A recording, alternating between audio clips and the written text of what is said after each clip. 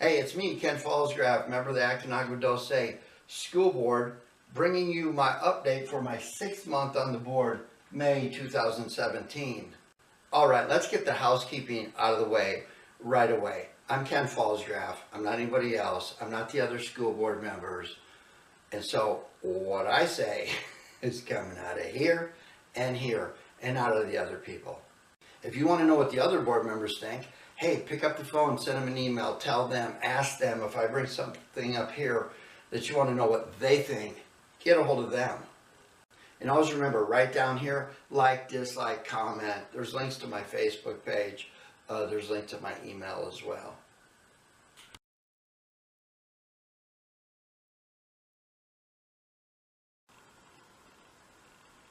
Hello and welcome to the reading room, a place where we share literary tidbits that may affect your day, your week, your month, or even your life. Now, this month we'll be reading from Fitzgerald's The Great Gatsby and try to ingest this gem into your mind. They were careless people, Tom and Daisy. They smashed up things and creatures and then retreated back into the money or the vast carelessness or whatever it was that kept them together and let other people clean up the mess they had made. Come on, Dad. You're not English. You're not British. You don't even like reading. That corncob pipe is from North Mississippi. That hat is the worst hat you've ever bought at a yard sale. By the way, when am I getting my scarf back? Oh, really?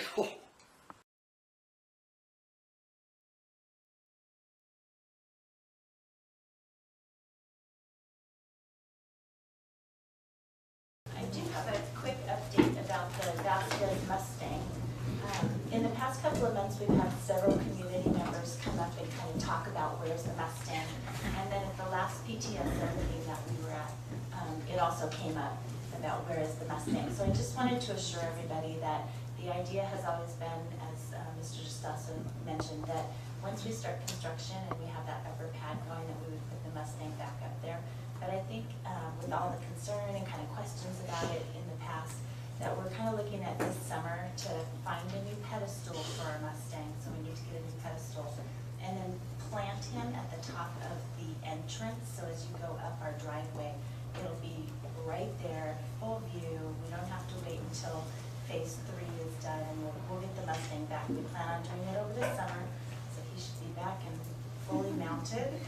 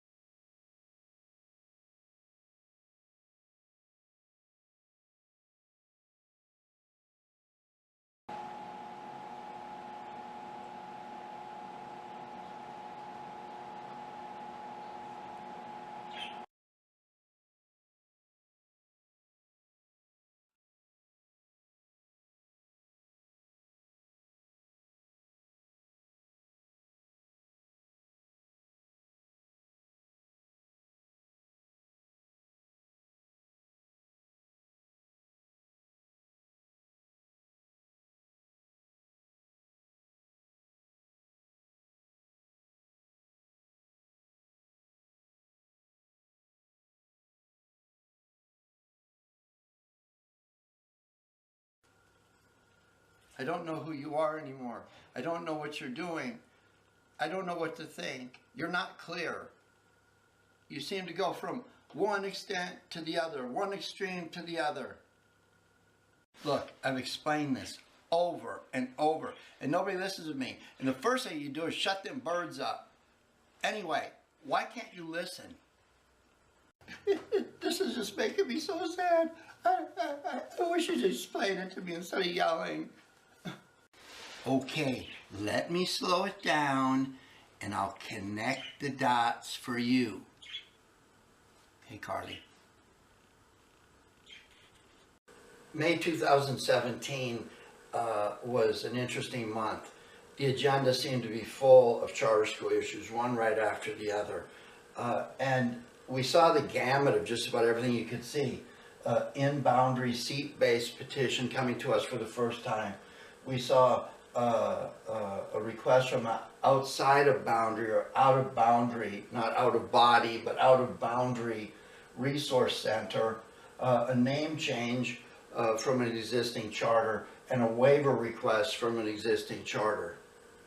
Now, this represents just about everything we could see, and it gives me another opportunity to drive home the point of what my reasoning is when I'm voting on this stuff and what I want to see. And I want to preface this by saying, about 10 days ago, I sent the interim superintendent, the board president, and the attorney that does the charter business a request that every time something came forward for a charter action in front of the board, that would be accompanied by a written statement from the legal firm that handles the charter stuff to say that this has been reviewed as in accordance with the Shasta ruling. So what I'm trying to do there is get somebody, if you're going to subcontract work to somebody, whether it be a consultant, a lawyer, an engineer, or whatever, to protect the district, what you do is you have them say, this is me and my professional credential here, and this is what I'm saying. So what I'm trying to do is narrow this down so we don't have to go through these hours of discussion and I get bantered with a couple of my board members and that. It's just simple. The staff recommendation is this. Does it enjoy the recommendation of the fiscal people and the legal team? And when you bring that to me, I can be informed as to what's going on. So I want to see that in writing. I'm going to keep asking for that. And it's just a fail-safe so we don't get down the road and think that something we're doing is legal, and then we have $350,000 worth of legal fees later, which are mysteriously paying the same firm that gave us the opinion in the first place. Okay, this first one, in-boundary seat-based. What we had is we had someone come forward with a new petition, and they were seeking to put a school within our boundaries at a property. And I'm not going to get into too much detail here about who and what or whatever. We're just capturing concepts here and how I vote. So, as typical, we had a hearing. People could come forward. We're looking for local, that means local here, people who live here, people who go to school here, teachers who teach here, the support staff. And we're asking to establish what level of local support there is for these schools. That aside, once the hearing is over, the petitioner comes back 2 weeks later, a month later in some cases, but there are time constraints, and seeks the board's vote on whether the charter is going to be approved, the charter petition is going to be approved or not. Now, you know I'm a stickler to have the agenda and the staff documents or reports, whatever goes with it, posted on the internet 72 hours before the meeting. I fought for that for 5 years. And when the interim superintendent took over, we started to see that. Let me preface this by giving you some indication of how the process works.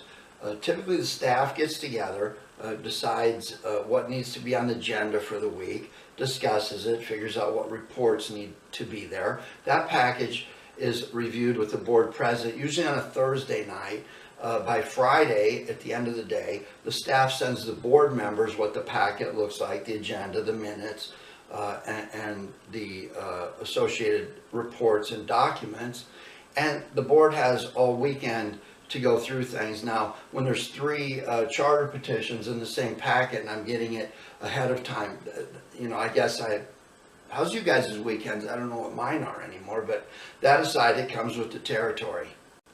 Then on Monday, once the board has said, I think the minutes are good and I don't see a problem with this or that, it's posted on the internet by the end of the day Monday, so the public has 72 hours to review everything before the board takes action. Now in the case of this one, I saw it on the agenda when I received the packet on Friday, but there was no staff recommendation and there was no report. So I immediately said, where is this? And then come Monday, when it was time for the packet to be uploaded on the internet, it still wasn't there. Finally, the resolution for whatever staff wanted to do and the packet that went with that finally showed up on Wednesday to me and up on the internet at the same time, about a day and a half before the board meeting. So I'm not good with any of that. It speaks to me that there's some back and forth going on here where something's not ready. Again, we've had a good run of getting everything up, so nothing nefarious here. It's just this appeared to me not to be ready. And then the final tip off to me was on Thursday. All the board members received an email directly from the petitioner talking about a response to some staff report or something that we really hadn't seen or had a chance to discuss in open session just as of yet. So when it came time for the board meeting, before discussion started, I asked the board president if I could make some comments, and he honored that request. But what I said was, this petition seems to be very dynamic. We're not getting it loaded up, and it turns out that people were sending documents back and forth and trying to figure out numbers and that type of thing, which is all fine.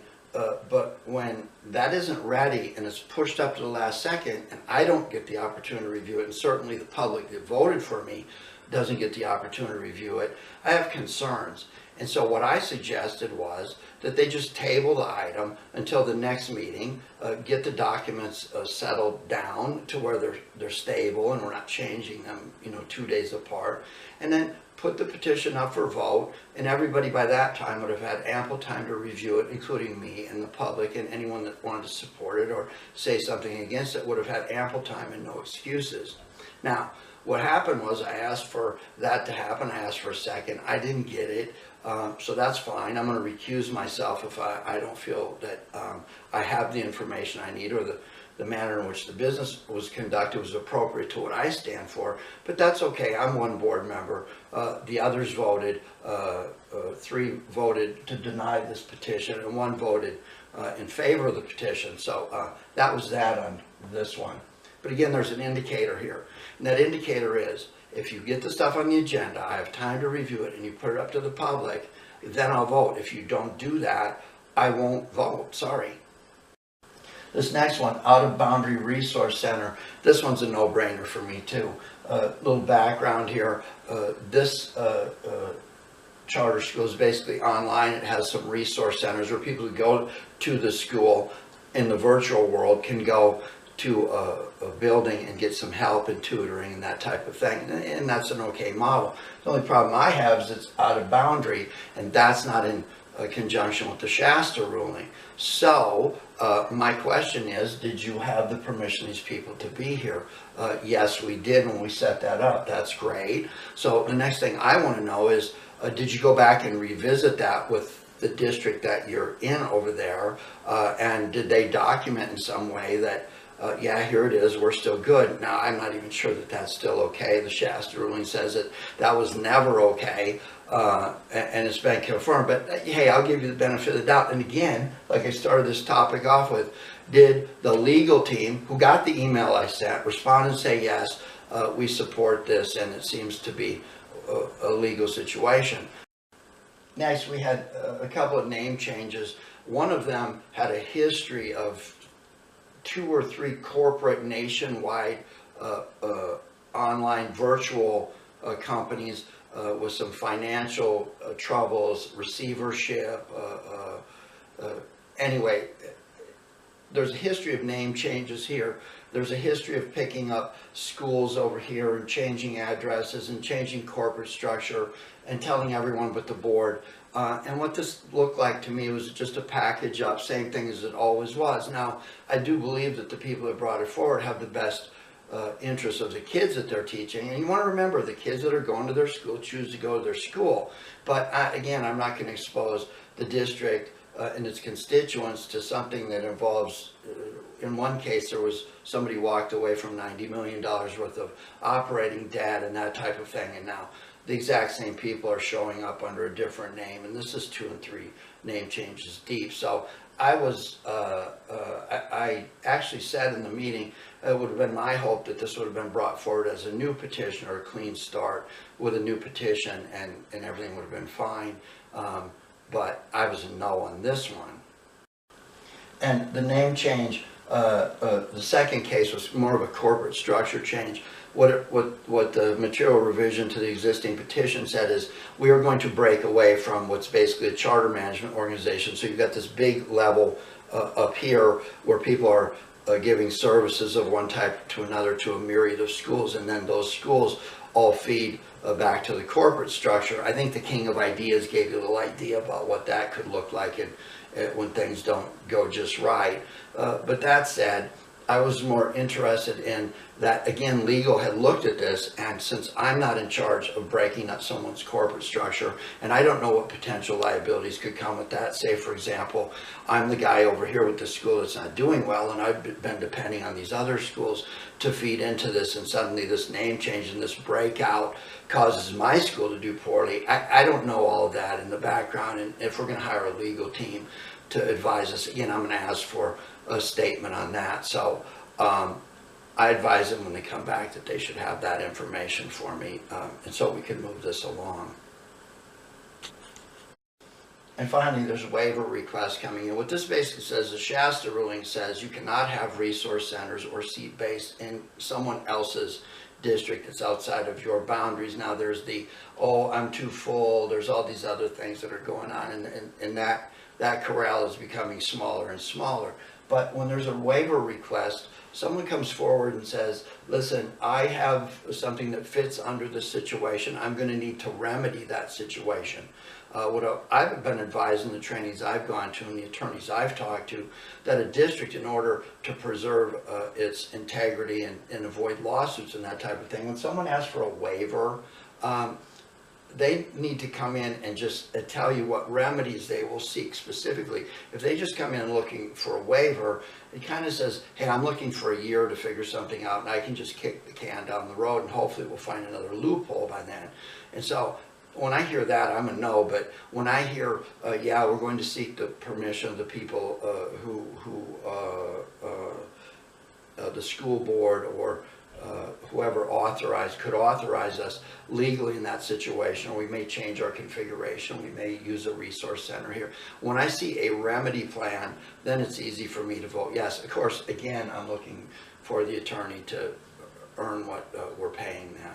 And so that was a summary of what I've gone through this month with charters. It's always very exciting with charters, and I think more people are understanding. I'm a pretty predictable person.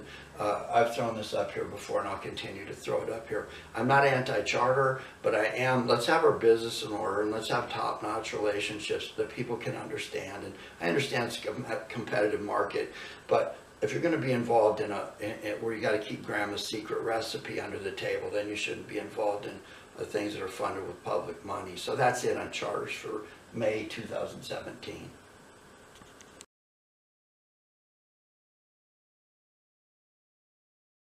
For this month, May 2017, I'd like to give shout outs to both student representatives that have served the board for the entire year.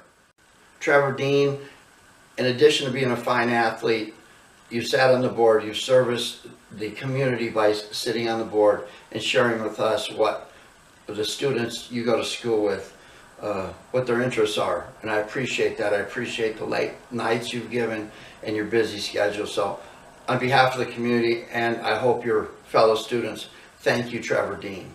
Next, Mallory Bush. When you speak to the board, you're clear, succinct, you relate important issues from the school, and I see out of you, I see that you have a pulse on what's really important to the community. For example, Mallory brought to my attention and the board's attention that Jack Singlehurst is going into the United States Marine Corps and Ethan Bagley is joining the Navy. Young man, I don't know how to express my thanks to you. I'm shooting this portion right now on Memorial Day. it's because of young men like you and those that preceded you that I'm able to shoot this video, that we're able to have a democratic society. So thank you both, Jack and Ethan and Mallory. Thanks for calling these fine young men to my attention. So one more time, shout outs go to Trevor Dean and Mallory Bush. When you see them, thank them, please.